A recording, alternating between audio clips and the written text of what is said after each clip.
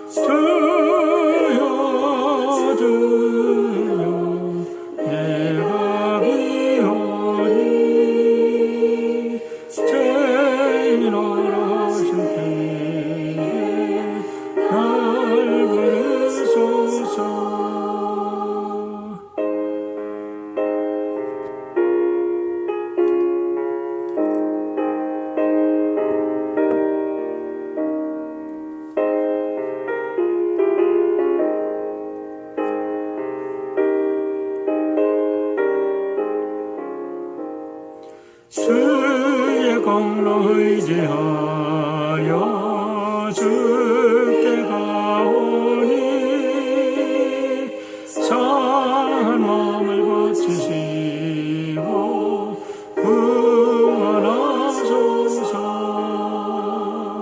주여 주여 내가 비오니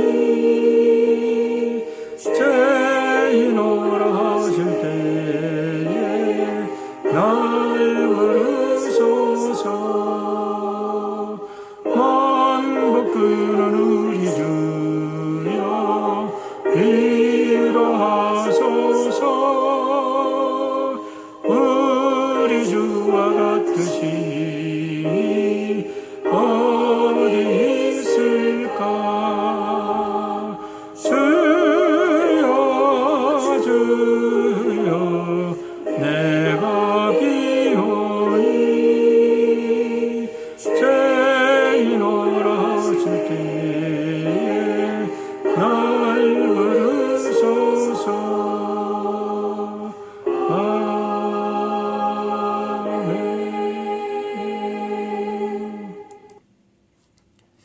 기도하겠습니다. 사랑의 아버지 하나님, 벌써 5월 말입니다. 계속되는 코로나 사태로 인해서 우리 사랑하는 자녀들 학교에 가지 못하고 집에서 공부하고 있습니다. 또 많은 분들 비즈니스 오픈하지 못하고 안타까운 마음으로 기다리고 있는데 이제 곧 비즈니스가 오픈된다는 이야기도 들고 있습니다.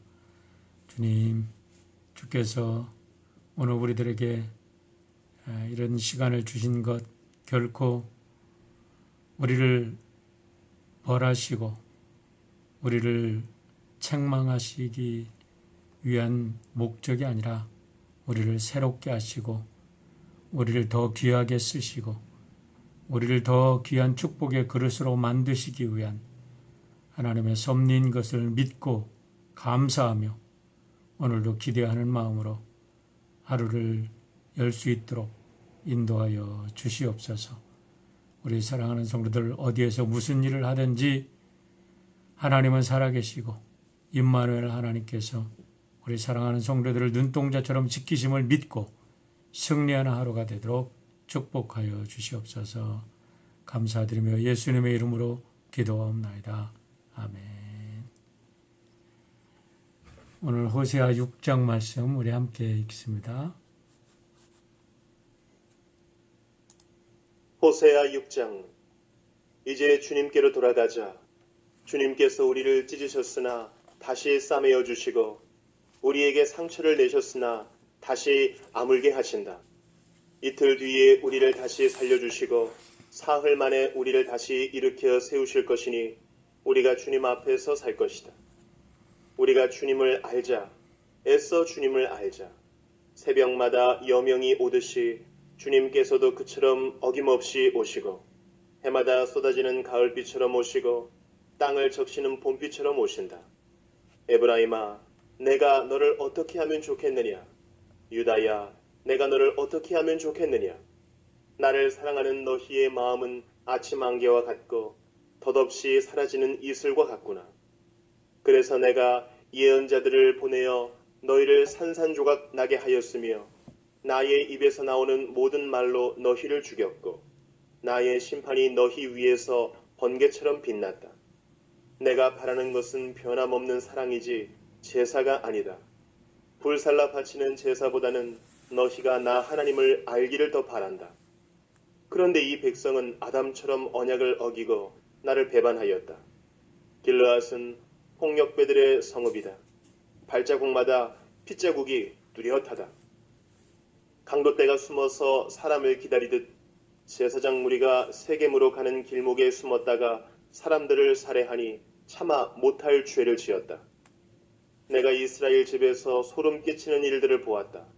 거기에서 에브라임이 몸을 팔고 이스라엘이 몸을 더럽힌다. 유다야, 너를 심판할 시기도 정하여 놓았다. 내가 내 백성의 운명을 바꾸어 주고자 할 때마다. 네, 좋은 아침입니다. 어제 아침까지는 저 아침 저녁으로 좀 쌀쌀했는데 오늘부터는 토요일을 제외하고는 이제 80도대 중반을 웃도는 날이 계속된다고 합니다. 아울러서 6월이 되면 경제활동과 교회 모임도 재개될 가능성이 있다고 하니까 여러 면에서 기대가 되는 6월입니다.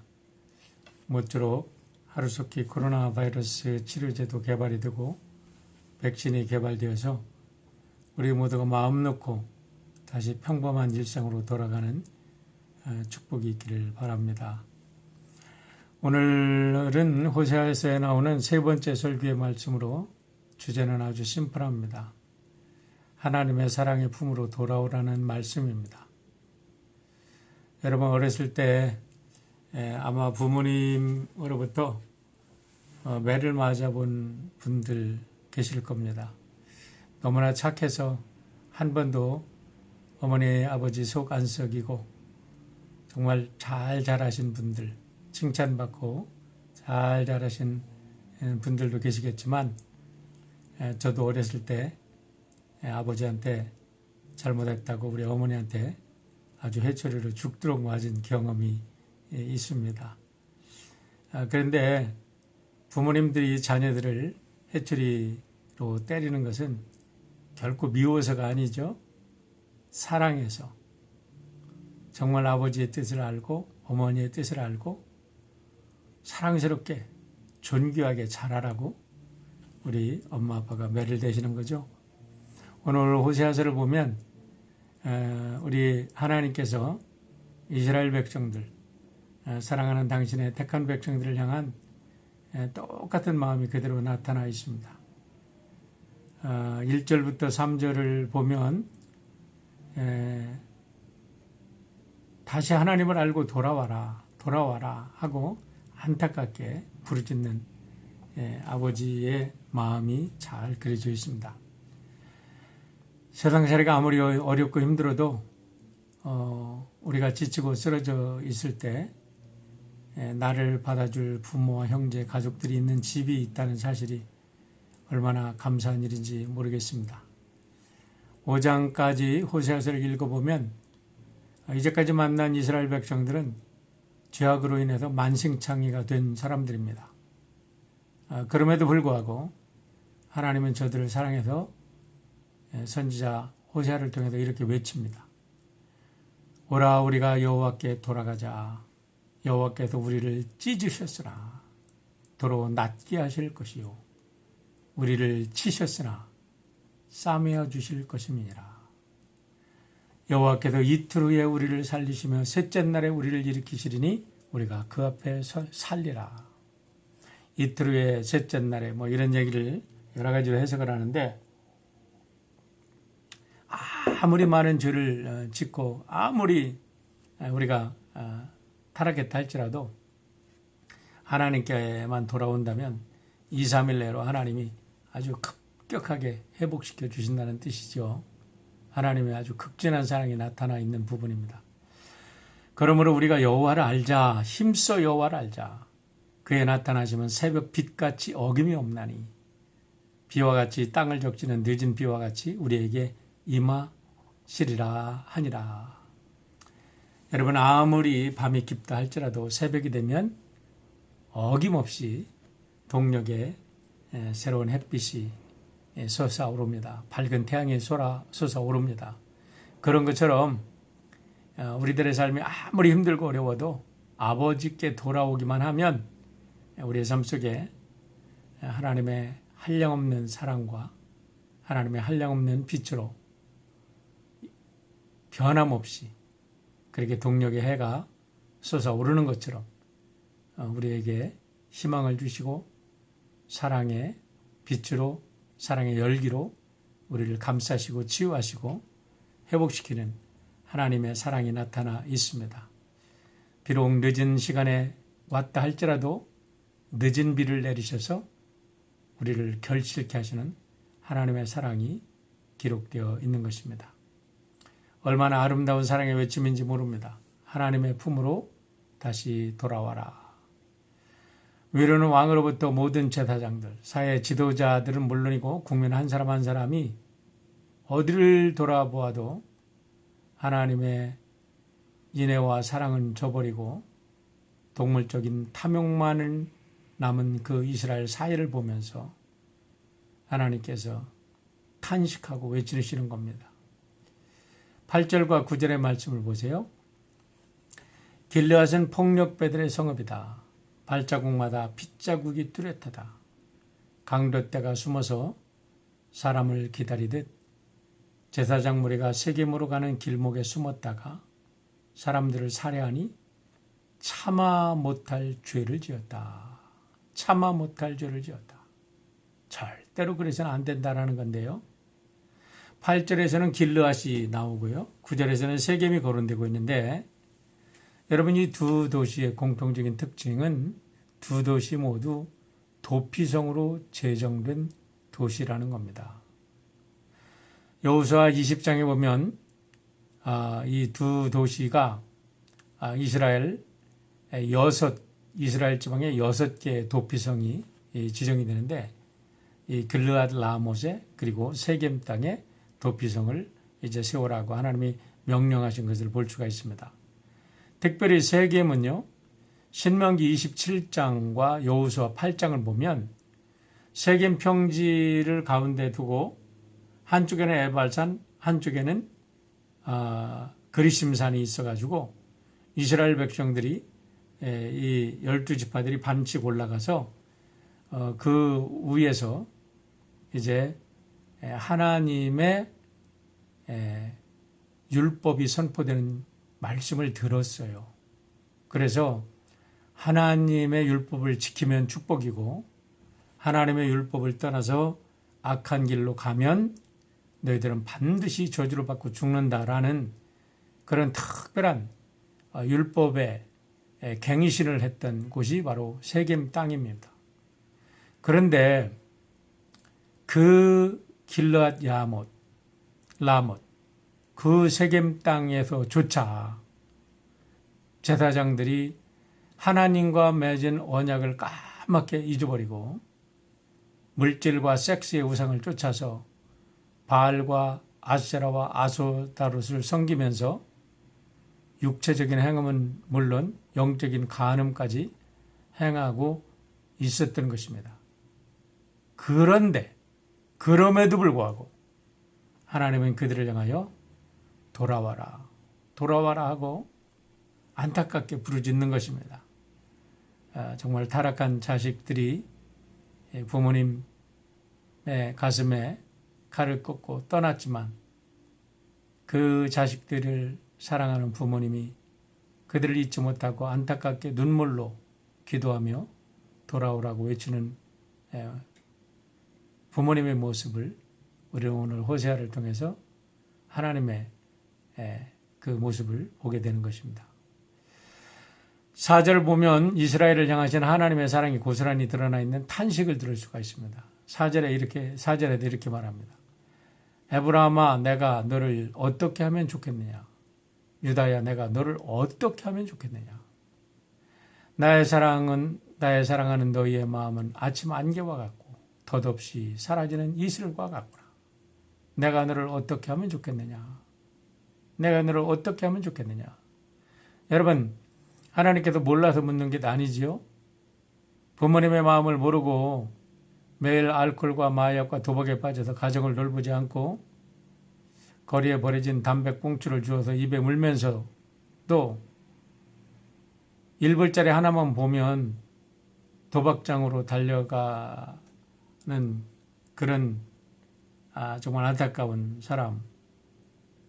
제가 자식을 두고 아내를 두고 어린 아이를 두고도 그런 짓을 하는 사람을 참 눈으로 보면서 사탄 마귀가 인간의 영혼을 어디까지 파괴시키나 하는 것을 아주 절실히 경험했던 적이 있습니다.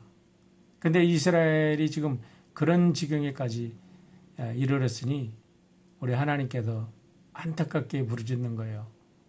내가 도대체 너를 어떻게 하면 좋겠느냐?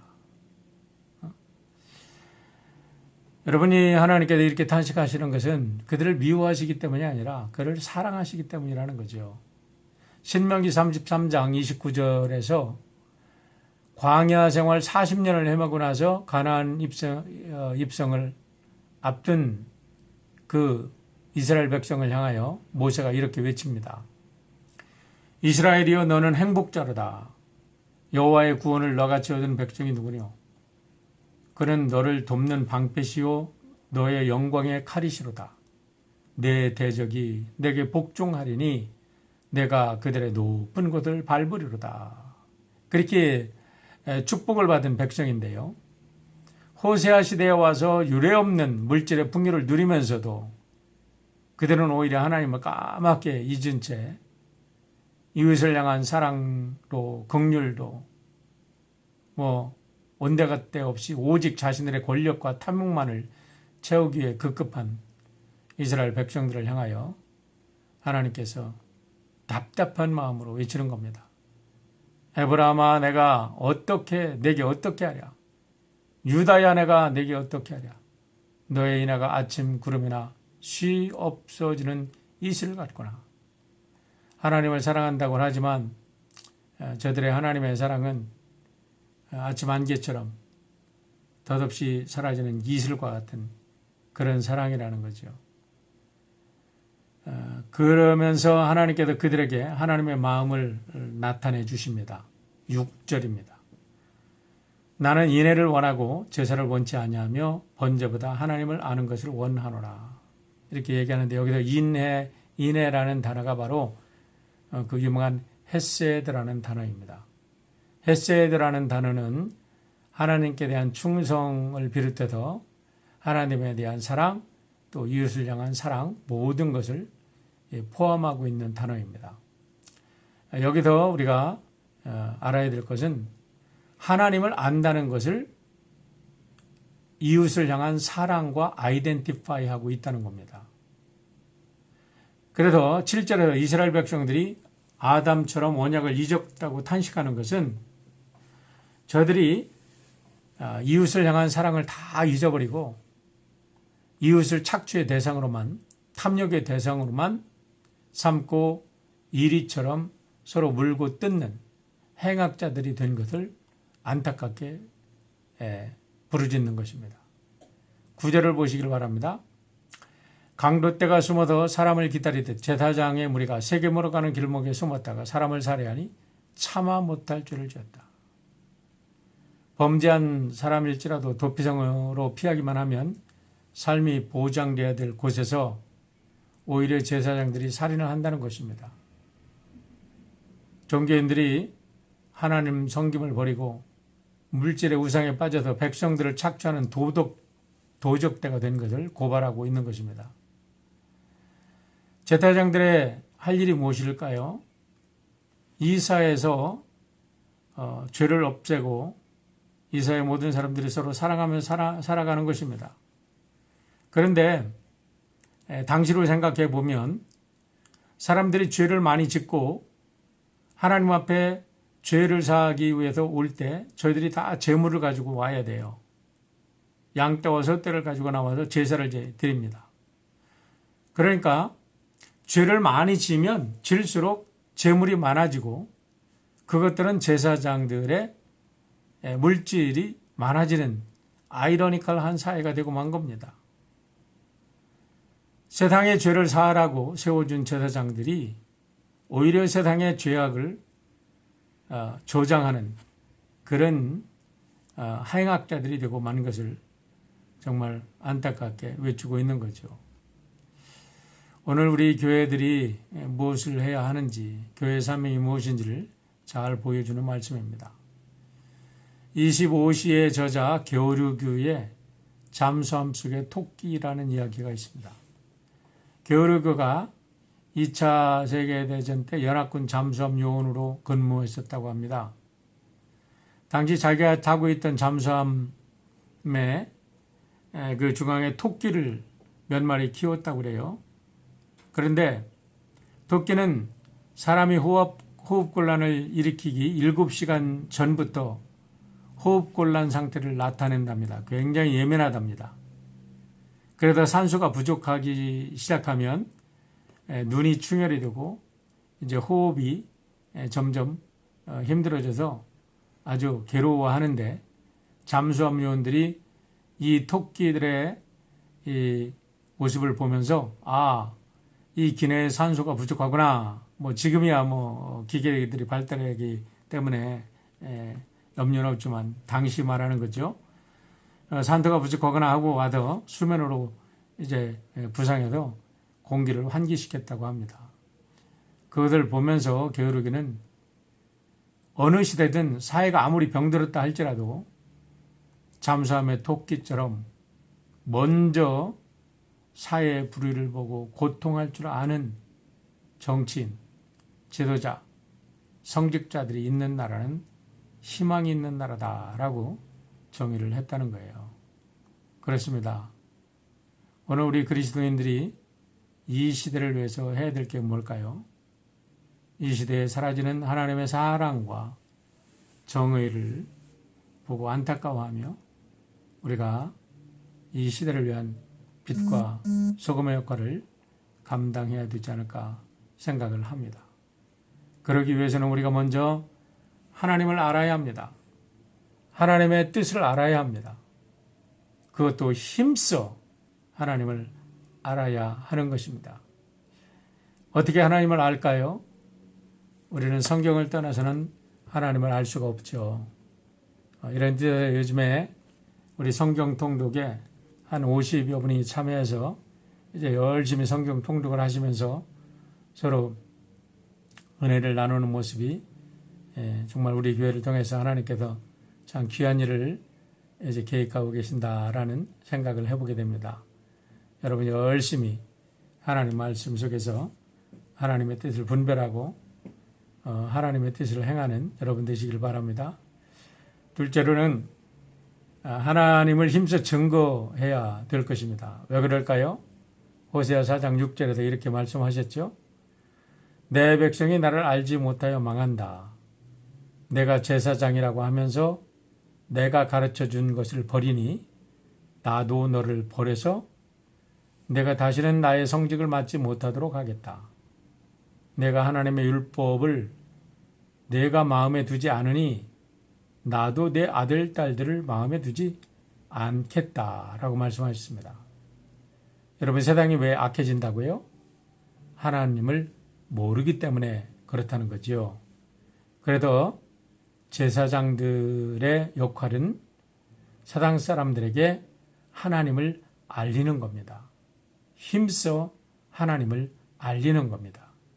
그래서 사람들이 하나님께 돌아와 하나님의 법을 알고 하나님의 뜻을 알고 하나님의 성품이 저들 안에 회복되어질 때 이 땅에 아름다운 하나님의 나라가 건설이 되는 것이죠. 뿐만 아니라 이렇게 하나님을 아는 것은 나만의 축복이 아니라 우리 자손의 축복이고 이 땅의 축복이라는 것을 이야기를 해주고 있습니다. 마지막으로 오늘 말씀을 통해서 우리가 꼭 알아야 될 우리 마음속에 새기고 암송해야 될 말씀 다시 한번 읽겠습니다. 6절입니다. 6절. 내가 바라는 것은 변함없는 사랑이지 제사가 아니다. 불살라 바치는 제사보다는 너희가 나 하나님 알기를 더 바란다. 이것이 우리를 향한 하나님의 소원인 줄 믿습니다. 제사가 아니라 하나님의 사랑이다. 이것이 바로 하나님을 아는 것이다. 하나님을 아는 것, 하나님의 사랑을 실천하는 것이다. 하나님의 사랑을 실천하는 것, 그것이 곧 하나님을 아는 것이다. 라고 말씀하고 있는 것입니다. 기도하겠습니다. 아버지 하나님 감사합니다. 우리 사랑하는 성도들 오늘도 하나님을 잘 알고 하나님의 뜻 안에서 살아가는 우리 주님의 귀한 백성들 되도록 인도하여 주시옵소서. 우리가 가진 것 많지 않습니다. 하지만은 우리가 서 있는 곳에서 우리가에게 주어진 것으로 사랑을 실천하며 하나님의 사랑의 귀한 증거자들이 될 때 이 땅에 하나님의 나라가 회복되어지고 하나님께서 다시 한번 이 땅을 회복시키시고 자비와 긍휼을 베푸실 줄 믿습니다. 오늘도 우리 사랑하는 성도들 어디에 있든지 하나님의 사랑의 증인이 될 수 있도록 축복하여 주시옵소서. 또 먼 여행길 한국에 가신 우리 임장로님, 또 우리 최창우 권사님, 우리 이목기 권사님 지켜주시고 또 어머니를 먼저 보내신 우리 장정우 권사님 귀한 가족, 또 오늘도 병마와 싸우는 우리 사랑하는 성도들 한 분 한 분 주의 사랑으로 지켜주시고 축복하여 주시옵소서. 감사하며 예수님의 이름으로 기도합니다.